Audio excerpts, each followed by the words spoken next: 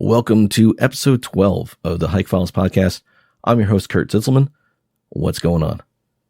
You may know, if you've watched any of my hiking videos, that I spend a lot of time in the Pinchot State Forest and on the Pinchot Trail. I'm going to talk about the forest itself a little bit and more about the trail than anything else. I'm out there a lot. My friends call me the mayor of Pinchot, so I've got a lot of information. I'm going to share it with you. Some of the most common questions that people ask and just a little information about the trail. But before we do that, I'm going to talk about the forest and some information that just came to light about the forest and why it has always been a little bit of a confusing place to find.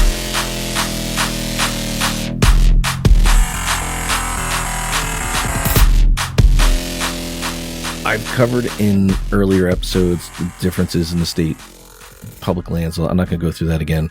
State forest, you can camp, you can hike, you can hunt. In most of them, you got to check the regulations. That's all I'll say about what the state forest is. Over the past maybe 15 years or so, the DCNR has been going through and trying to simplify some of these state forest regions. The Pinchot State Forest is one of them, where it was never called that before. It was a few other state forests. It was Lackawanna State Forest. It was Wyoming State Forest. I think it was either Lycoming or Luzerne State Forest. They redivided those and they created a couple of regions that weren't here before. So you've got the Loyalsock State Forest, which took some of the Wyoming into Lycoming or Luzerne, whatever it's called. And then Pinchot encompassed the Lackawanna State Forest, parts of the Wyoming, and that Lycoming or Luzerne State Forest. And then it became its own region. So now any new land that is purchased by the DCNR, wherever that land, whatever region that land goes into, it takes that name. It doesn't get its own name. So that's kind of how the forests expand. When you get into the center of the state, some of the forests are just huge tracts of land, and you're just almost always in them. Over here, though, as you're driving down the road, you'll pass signs all the time that say entering Pinchot State Forest, leaving Pinchot State Forest, and a mile down the road, entering State Forest, leaving State Forest. It happens all over the place because of all these little tracts. But these tracts are getting bigger, which means there's less space in between them, which means the forest is growing. At the end of 2022, they had, or like middle to the end, they had, I think it was like 400 or 500 acres of land that was within the Thornhurst tract that was previously private land. They purchased that. I've talked about how there's sections of the Pinchot Trail that are still have the private property signs on them, but they've been purchased by the Pinchot State Forest, so they're part of the forest now. In the beginning of 23, they purchased, I think, 600 acres. Again, in the Thornhurst tract that, from what I was told, might actually allow them to reroute the big road hike out of the Pinchot, which would be very nice. And then just minutes before I started recording, Rocco texted me and he's like, hey, did you see that the Pinchot just acquired another 400 acres? Over 400, 436 acres or something like that. So I looked into it real quick, and yeah, they another 436 acres right within the city limits of Scranton. So on the opposite side of 81 from Scranton on East Mountain, they just opened it up. It's now available to public use, and there's already trails in there. It seems like the Pinchot State Forest is going to, at some point, own all the undeveloped land in the area. I'm personally okay with that. I'm fine with that. I mean, there's lots of room to develop or redevelop in the towns themselves. We don't necessarily need to be going out and knocking down more trees. We got space. We got things that aren't being used. They can be repurposed. But the reason for a lot of this growth is, ironically, Philadelphia. We're 3 hours from Philly, but we are at the head end of the waters that flow into their watershed, and they want to make sure that land is protected. So they invest a lot of money into programs that help Pinchot purchase new land, or whoever's in control of that, conservancies that are helping protect, they'll buy the land and then they donate it to Pinchot. And a lot of that's been going on. So the Pinchot State Forest just keeps getting bigger and bigger and bigger. And that's awesome. That may at some point allow the Pinchot Trail System to expand beyond what it is now, which I think would be really cool and be worth another trip around if it winds up getting new extensions. That'd be great. But why has the forest been difficult to find? It's big. It's 45,000 acres at last count, and that just keeps on getting bigger. But originally, where the Pinchot Trail System sits right now, that tract of land was called Lackawanna State Forest. And it's just outside of Goldsboro, Pennsylvania, not far from Scranton and Wilkes-Barre and all those areas, not far from Mount Pocono and like that whole region, the Pocono region, but not far away, just on the other side of Scranton, just north of Scranton, was the Lackawanna State Forest, or I'm sorry, the Lackawanna State Park. So not that far away, just north of Scranton, was the Lackawanna State Park. And it still is. The park is still there. And so many times I would tell people, oh, I'm going to the Lackawanna State Forest. And they're like, oh, I know where that is. Or, oh, I'm going there too. Maybe I'll see you there. I'll be by the boat ramp or something like that. And I'm like, no, there's no boat ramp at the state forest. I'm going to the state forest. And like, yeah, the state park. I'm like, no, the state forest. Yeah, the state park. No, they're different. They're different tracts of land. So when they renamed Lackawanna State Forest, when it became part of the Pinchot State Forest, you'd think that would have made it easier. Okay, the Pinchot State Forest, the Pinchot Trail is in this Pinchot State Forest. It's not the same name as a state park. It actually kind of is. There is a Gifford Pinchot State Park, and that's like in the south central part of the state, I believe, maybe closer to Pittsburgh. So maybe more like southwest. But so there's a Gifford Pinchot State Park. And I've had people reach out and they're like, I'm at the forest and I don't see this trail. I'm looking around for where the trailhead is. And then I'd message them back and I'm like, well, where are you? And they say, well, here's where I am, or here's where I was. And they're at this Gifford Pinchot State Park.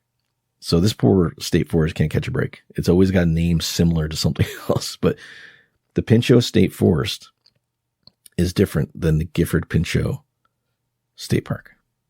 So people do have a hard time finding it because I think it's easier now that it's been established for a few years and it shows up more. But in the beginning, people were still calling it Lackawanna.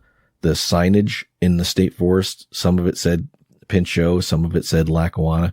So it was really hard for people to figure out what was what and where was where. But I think now they've gotten it pretty well under control. But yeah, the Pinchot State Forest in the northeast corner of the state, Gifford Pinchot State Park down in the south part of the state. So they are completely separate. So let's talk about the Pinchot Trail System. Probably my most hiked trail. I use it for just to get out and go for a hike, just to go out and camp, or if I want to test gear, if I feel like I haven't pushed myself for a little while, if I haven't been out on a trip, I go out there as like a training trail. I absolutely love it out there. Any season, summer, winter, spring, fall, doesn't matter. Love it out there. So let's talk about the Pinchot Trail System. It is a trail system. It's about 24 miles. Difficulty, moderate, I'd say. It's not difficult at all. It's not the easiest trail because of some of the rockiness and the swampiness of the trail, but it's accessible to most hikers. You might want to take more time, or your level of expertise in backpacking will determine how long it takes. In the summer, if you're doing it with a day pack and you're used to Pennsylvania rockiness, you could do the whole trail in a day. Or if you want to take your time and you're just looking to get out and camp, you can do it in 3 days. I've done both. So it depends on what you're looking to do. Keep in mind that it is a trail system. So you're not really following trail names. You're following a blaze color. And the Pinchot Trail is blazed in orange. And that's pretty standard in the state for long distance backpacking trails are usually blazed in orange like that, unless it's a specific thing for that trail. And we won't get into that, but for Pinchot Trail, it's orange. If the trail you're on splits and one side goes yellow and one side goes orange, follow that orange, and they'll bring you all the way around. Elevation wise, you're really only gaining about, I think, 800 to 900 feet on either loop. So the north loop and the south loop each have their respective elevation gains, but the total for loops, and the north loop is approximately 10 miles and the south loop is approximately 14. So over those 10 miles in the north, you might have 1,000 feet of elevation, and then same thing in the south. It's really gradual. There's a few steeper climbs, but you're not doing rock scrambles or anything like that. Some bouldery spots, but nothing too bad. Some of the things that you might run into to keep an eye out for, the area has got a lot of black bears, a lot of coyotes. You'll have bobcats, deer. I've been told rattlesnakes. I've never seen one out there, but I've heard people say they have seen them. So you just want to be prepared for things like that. The bears, I think most people say they've seen them more on the north loop. I've seen more bears on the south loop. I'm trying to think if I've ever seen a bear in the north loop. I don't think I've ever seen a bear in the north loop. I know people who have, but I've never seen one up there myself. Down in the south section, I've seen 3 or 4 bears in the tracks of multiple bears in the winter, in the snow. So you will see them. They generally don't want to bother you. Take precautions. Hang your food or take a bear canister. Don't leave your food in your tent or in your hammock. Make sure you got it stored away. Do all the normal safety things. One of the animals that really gets people's attention out there, though, are the coyotes, because there are a lot of coyotes. I hear them 90% of the time when I'm out there. There are some nights where I don't hear them at all, and that's either I'm just not in the right spot to where they are, or I'm just so sound asleep I never hear them. But they're out there a lot, and I've never been bothered by them.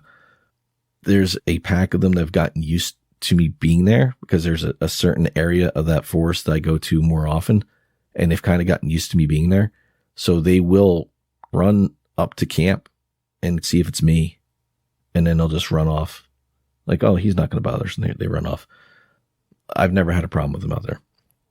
Again, any wild animal you could have a problem with, don't try to pet them. Don't try to feed them.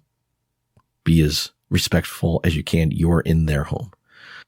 The way the trail is set up, I'm going to switch. If you're watching the video, I'm going to bring up a screen share here, and I'll put a link to this map in the show notes if you're not watching the video, so you can pull it up. There we go. So this is a map of the Pinchot Trail System.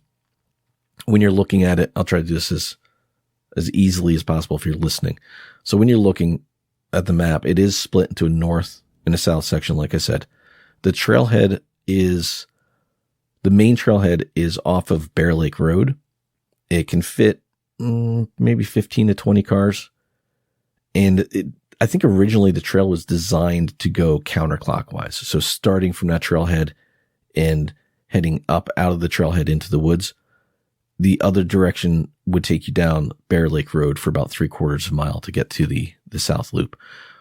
If you're doing it in a counterclockwise position, in a counterclockwise direction, you're going to most likely, depending what time you start, you're going to finish the north loop pretty early in the day, because there are sections of this trail that are really fast.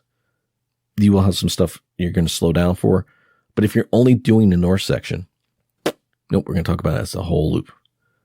So everything I talk about here is going to be as the whole loop. You can split this any way you want. But so if you come from the parking lot and you're heading northeast, or you're heading counterclockwise. So coming from the trailhead and heading counterclockwise, you're going to climb a little bit. So heading from the parking lot, heading counterclockwise, you're going to encounter all kinds of different ecosystems here. You're going to have some pine. You're going to have some deciduous.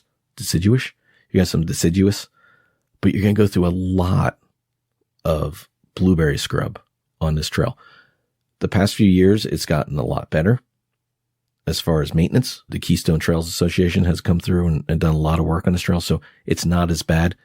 But if it's mid to late summer into the fall, you're going to probably want to wear either pants or have gaiters to cover your legs. There are portions of this trail that I've gone through before that have torn my legs up and I'm bleeding by the end of it. Just, you might want to take that into consideration. The North Loop is the drier of the two, but there are some fairly swampy sections along the Sassafras Hill section. You'll cross Sassafras Road, but that upper ridge will get swampy, and that is probably the swampiest part of the North Loop. It's maybe 1.5 miles to 2 miles, and it can just be mud, and you've got to try to get around it. Now, the problem is this is where most of the blueberry scrub is, so it's really hard to hike into that without chewing up your legs. So I always suggest people bring extra socks or waterproof socks. Just be prepared to get wet. The trail is fairly swampy. As you get to the northernmost part of the North Loop and you make the turn to come back down towards that Bear Lake Road, you're going to get to the Painter Creek section. It is the biggest water crossing you'll have on the North Loop, and it's very obvious. You're going to get down to it. You're going to pass both parts of the Watchers Trail Loop, and right after you pass the second part of the Watchers Trail, you're going to be at Painter Swamp, you're going to be at Painter Creek. It is very important to note that when you get there, from the Watchers Trail entrance across Painter Creek to the right, to the north of the trail, is private property. They do have it purple blazed. They don't want people in there camping. Now, years ago, they had just no trespassing signs and they'd get torn down. I didn't know that was private property, and I did camp over there. One time I camped over there. And then as I was coming out and I was looking around because I thought I heard people up there overnight, I saw, like, in the snow, something sticking up, and I flipped over it. It was a no trespassing sign. I was like, oh crap, I'm on private property. So yeah, don't camp to the north of that. As of right now, that's still private property. I don't think that's been purchased by the Pinchot State Forest. You'll see that purple blaze. That's what it means. Don't go in there. There are campsites to the south of the trail, and there's quite a few in there. There's one right on the trail, but if you keep on going back, I think there's 4 or 5 back there. So there's quite a bit of camping options in that area. That's one of the more popular places to camp. Once you leave that area, though, and you come back up over Big Pine Hill, you do have the option of splitting off. You'll come up to Pine Hill Road, it's called, and it's like a grass forest road. Looks like a snowmobile road, which it is. In the winter, they use it for snowmobiles. The trail, when you come up, will go to the right. If you want to make the diversion to go to the observation deck, you can do that. The Pine Hill Trail is a yellow blaze trail. It goes off to the left. You can follow that and take it up to the observation deck. I think out and back, it's going to add maybe a little over a mile and a half, maybe. But that is really the only vista that you're going to get on the trail. The Pinchot Trail is not known for its vistas, like overlooks, outlooks. It's really more known for its the beauty of the forest and the ecosystem than its views. But if you want a good view, that's the place to do it. You can go up, check that out, come back. It's an easy hike. It just adds a little bit of miles. But if you continue on, you're going to come down back down to Bear Lake Road. There is some swampiness over in this section as well.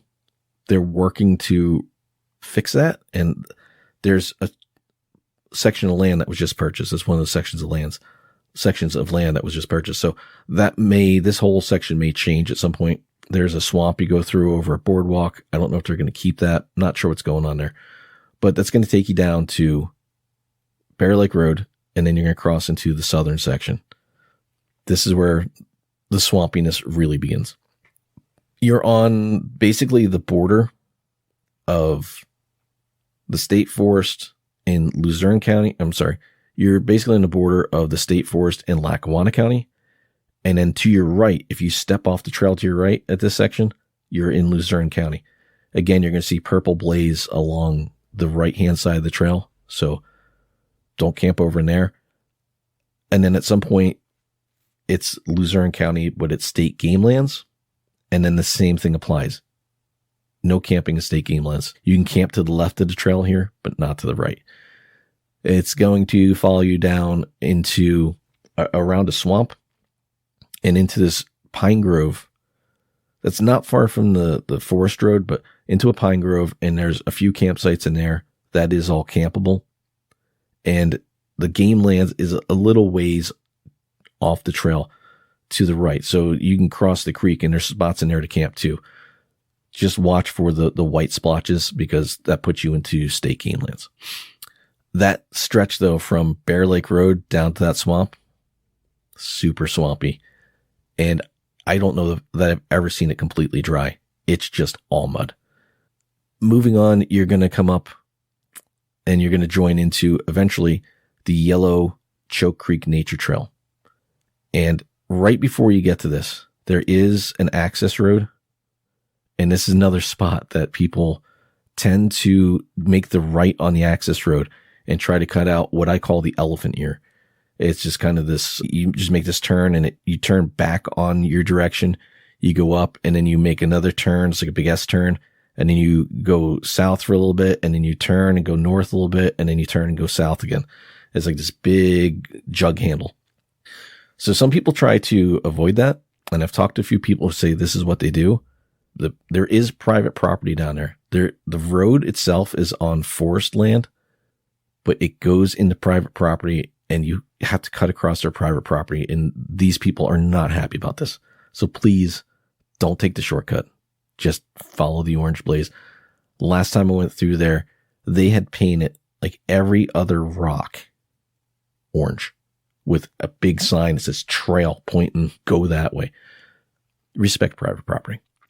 So you're going to cross that and then you're going to get to the Choke Creek Nature Trail. You're going to do what I call the elephant ear or the jug handle. It doesn't take that long. It takes maybe 10 minutes to get through this. It looks bad on the trail. It looks like you're just going out and around for no reason. I'm not sure what's in there. I think it's a swamp or something. I don't know why they rerouted around this because it does. The two sections of trail that come back out of this jug handle are in line with each other and are only a few 100 yards away from each other. So you go way out and around to do it. So I don't know what's in there, but obviously they couldn't get through it. Yeah, you just got to deal with that. It's an easy section of trail to hike. There's a little swampiness in here, but this takes you all the way down to Choke Creek and along Choke Creek from here all the way down to the waterfalls. There are, 1, 2, 3, 4, 5, 6, 7, 8, 9, 10, 11, maybe 12 campsites, camping areas. Some of them have multiple campsites. There's a bunch of camping opportunities along here. Choke Creek is absolutely gorgeous. Most times the water is perfectly fine. You still want to filter it. There was a time when there was a lot of beaver activity over there. So I would filter and boil and then filter again and maybe boil. And you don't feel the effects of that immediately, but it's not something you want to get. Giardia is not fun. I, knock on wood, have never had it, but I don't want to get it. So you follow this along here. Just watch for flooding because the trail does run right next to Choke Creek. And depending on how wet of a year we're having, that water could be high. So you will see in some spots where there are high water bypasses around where the trail should be. And it just gets absolutely swamped out. In the winter, you always also want to check because you'll get ice that will freeze. The water will come up, it'll freeze, and there's nothing, the water will recede under it, or it might even still be under, but at a distance, a little bit of distance. And I've seen where people have walked out on what they think is the trail and gone through the ice and into the water. If it's cold enough, that could be really bad. If you're thinking of staying out, if you can't dry out, your trip's over. So you follow this along the Choke Creek, have your camera ready. It is absolutely gorgeous. And you're going to come to a pretty big campsite on this really cool bend in the creek. You're going to come to this campsite fairly large on this bend in the creek. And as you come out of that and turn, the Choke Creek Nature Trail is going to continue straight with the yellow blaze. And then the Pinchot Trail is going to turn to the right. This is a new section as of maybe 5 or 6 years ago. This used to be an old hunting club, and you will still see in some areas some no trespassing signs. Don't worry, you're not trespassing. This is now part of the state forest. They bought the land. They just didn't take down the signs, which is fine. So you come down through here. There's a few campsites. There's a few small water crossings, again, depending on how much water's in there. And the trail is in pretty good shape. There's a little bit of swampiness, but nothing too crazy. And then you're going to come down to probably the most photographed part of this trail. You're going to come up to Choke Creek Falls. There are some campsites right by there. If you want to camp there, I suggest you get there early because it is one of the first places people will set up. Any pictures you've seen of Choke Creek Falls, don't do it justice. These falls they're just gorgeous. And pictures make them look nice, but when you're there, it's something different. I definitely suggest you check out the falls. And then you're going to follow up to Sand Springs Road. There are some campsites right here. And this is something that a lot of people would park on Sand Springs Road and just hike into these campsites because it's only a few hundred yards and then set up there. I don't really have anything against that, but you got to remember this is a backpacking trail. So if I go out there to just camp overnight, unless I'm doing a larger section of the Pinchot Trail, or I know there's not going to be a lot of people out there, I won't go take one of these campsites. If I'm doing the whole South Loop, yeah, I'll camp on a trail. If I'm just going out for the night, I've got other spots I can go camp where I'm not taking a campsite on the Pinchot Trail. There's nothing worse because you're 10, 11, 12, 13, 14. You might be 14 miles in at this point. You might be, this is where I'm camping. And there's just a bunch of people there that are car camping and partying. That just really sucks. Again, this comes down to respect. And I will say that I know the forest is going to start cracking down on this. They've changed the wording on their website and in their regulations to make car camping not in an actual car camping site a lot more. It's never been a thing that they really liked people doing, but they're going to start cracking down on it more. So if you're parked in this spot and you're just using those campsites and you're going to walk out in the morning, get in your car and leave, you may have a ranger visit you and ask you where you're going, what you're doing, and they can ask you to leave. Keep in mind, rangers in Pennsylvania have more authority than a state trooper. So if you're just going to laugh at them and be like, what are you going to do? They'll arrest you and they'll throw you out and they'll give you a fine. So it's just a matter of respect to people who are backpacking. Try not to take sites, especially somewhere like this where that's about the max people will do if they're coming around because they know there's not a lot of campsites on the way from here out. There's 1, 2, 3, maybe 5 campsites on the way past here, and none of them are really big. So just a little common courtesy to people who are backpacking.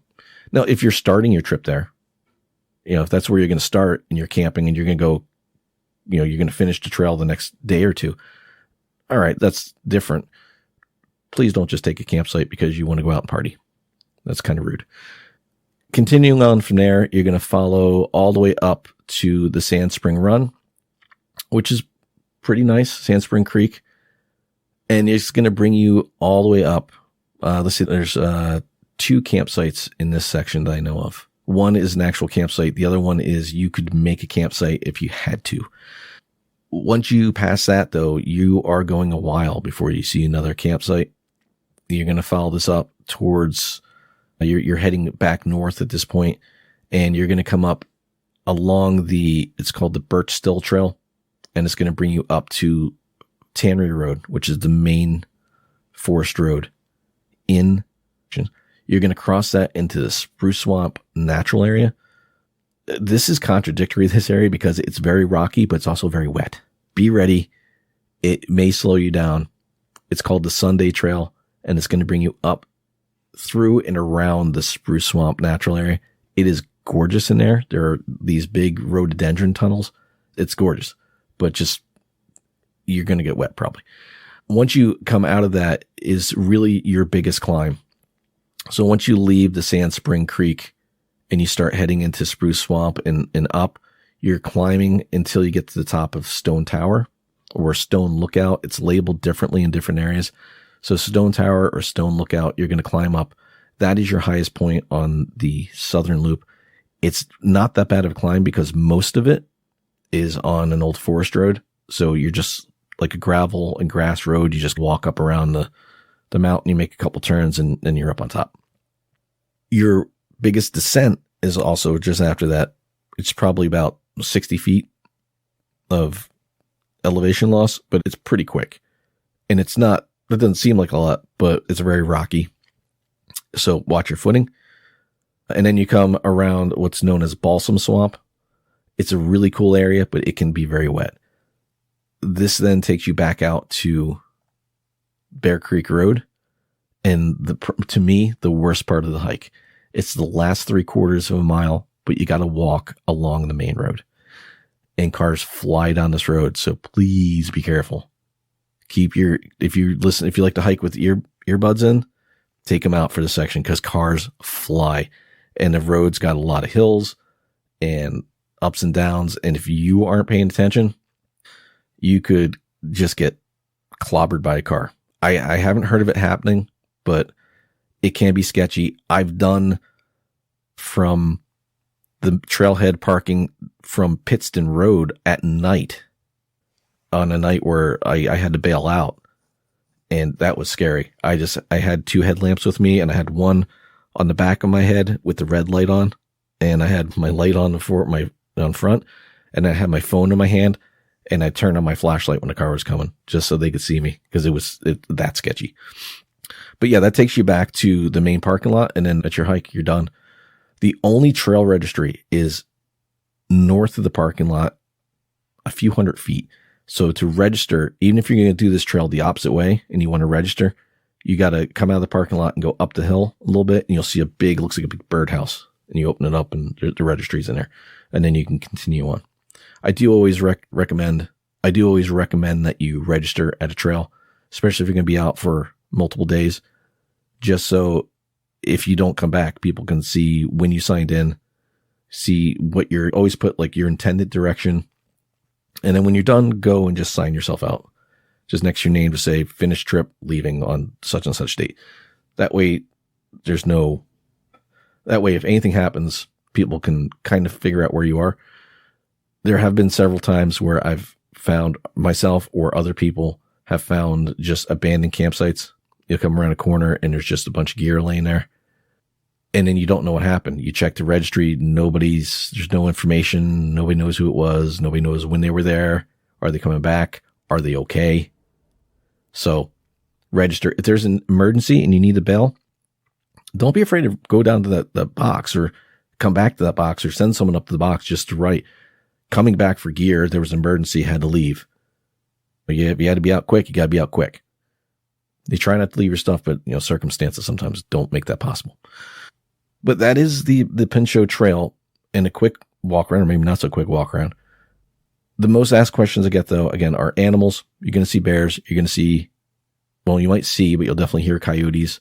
There's bobcats out there. I've never seen a rattlesnake, but it doesn't mean they're not there. I know some people say they have seen them. Deer, rabbits, foxes. There's all kinds of stuff out there. You will hear owls at night. You're going to have it for as non-secluded as this place is. It feels a lot more secluded. Again, the difficulty is moderate.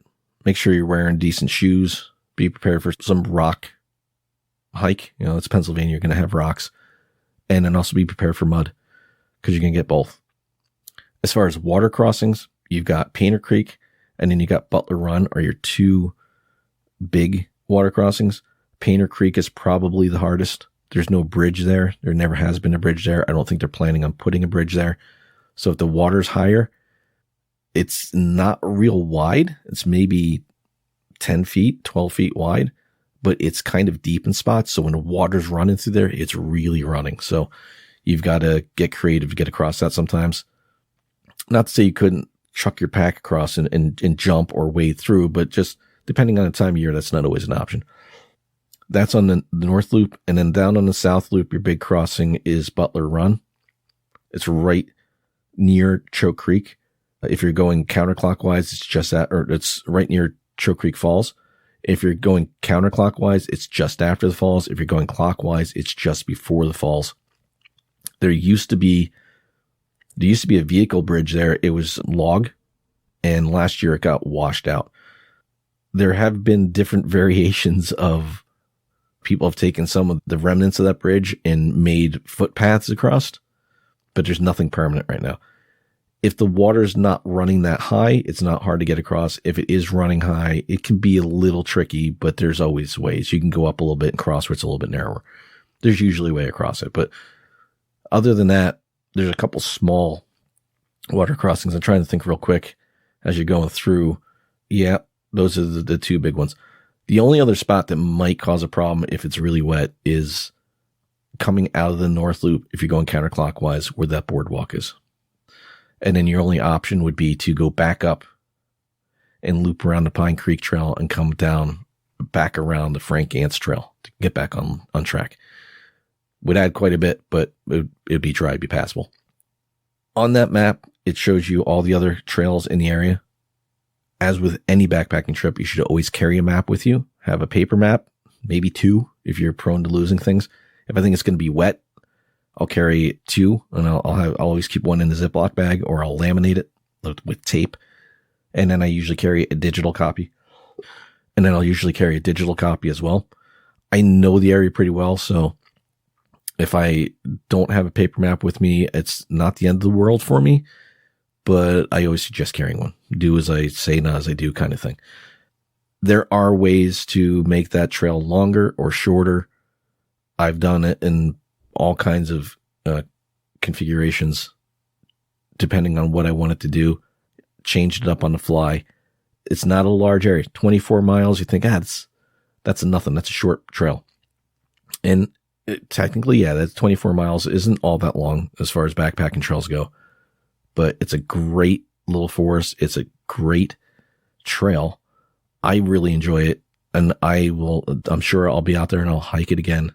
I'm not going to stop going because I go there a lot. I just really enjoy it. If you guys have any questions about the Pinchot Trail, about the Pinchot State Forest, I'll put up the map that I just showed if you're watching the video. If not, again, it'll be a link down in the show notes. That's got, I've from memory marked out the campsites that I remember. The positions may not be 100%. So don't use it as a de facto guide, but just as a rough, I was just looking at it. I'm like, oh, a couple of these that's not exactly where they are. It's just a rough idea. I did that from memory for somebody, but I'll put that up. And there are other campsites since then that have popped up, and I'm sure there's ones that I don't know about. So I hope you guys enjoyed this episode. Again, if you have any questions about the Pinchot Trail or the Pinchot State Forest, don't be afraid to ask. You can contact me at hike.files@gmail.com, or you can just leave a comment on the YouTube video, or if you're listening to this on Spotify, there's a spot to leave a voice note. You can just click on that if you got a Spotify account, and you can ask your question, and I will answer it for you gladly in an upcoming episode or in the comments or email or whatever, and on the podcast. So thanks for listening. I hope you guys enjoyed it. I will see you in the next episode of the Hike Files podcast.